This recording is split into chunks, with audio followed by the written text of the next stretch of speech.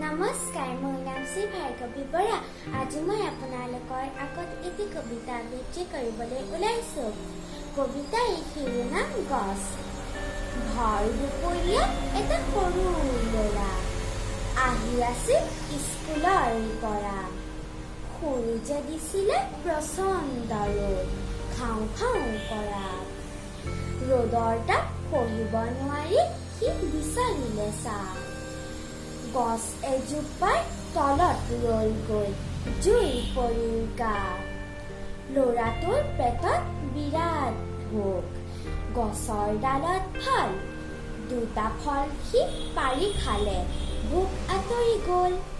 ল'ৰাটোৱে ভাবিলে কৃতজ্ঞ হৈ, গছবোৰ ইমান ভাল, ছাঁ দিয়ে, ফল দিয়ে, নকৰে পৰমাল।